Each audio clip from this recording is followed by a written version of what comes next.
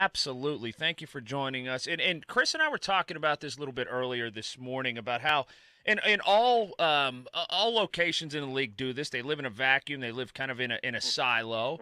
And we know Kenny Pickett is good, and we see Yep. Kenny Pickett play every week.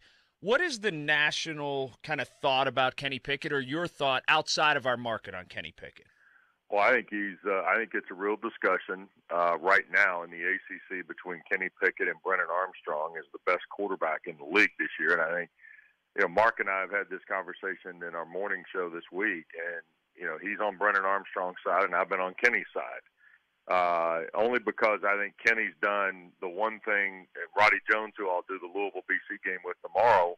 We had this conversation before our visit with Pittsburgh in week 1 when they played UMass, and we kind of revisited it again when we had them in Atlanta against Georgia Tech. The one thing Kenny Pickett had to do to kind of move up the list in terms of quarterback play, not just in the ACC but nationally, was throw touchdowns. I mean, his percentages have always been very good. They've gotten better every year. His efficiency has always been, fairly high.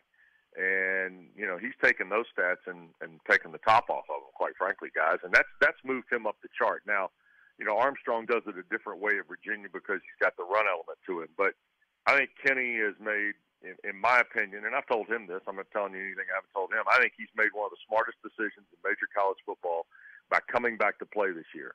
And I think he's helped himself to a point that if he stays on this track, Colin and Chris, I think he's got a chance to be a late one in the draft. I really do. I think that the NFL, and I do the Falcons, as you guys know, on radio, and some of the guys in the pro football circles I walk in tell me all the time that nobody's helped themselves more than Kenny Pickett has this year.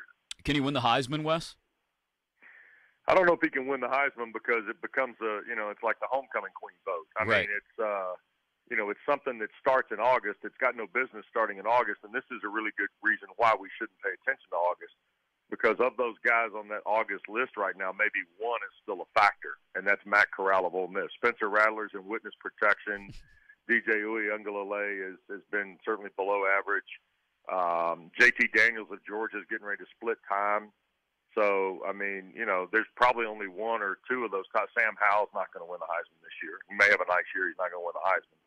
So, I think the Heisman is pretty open, although – I'm hearing more about Matt Corral, and certainly the kid at Oklahoma who replaced Rattler is going to have a say-so because he's going to have some stages. Kenny's had a stage, guys. He had the stage at Tennessee, and he's going to get a stage tomorrow. Tomorrow is a stage for him to make an impression on the national guys who are saying, well, Pittsburgh, yeah, but they lost it. There's some guys nationally who say, they can't be that good. They lost to Western Michigan. So, if he just keeps, and that's the key for Pat and his team, is to stay focused and just take it step by step and cut the noise out on the periphery.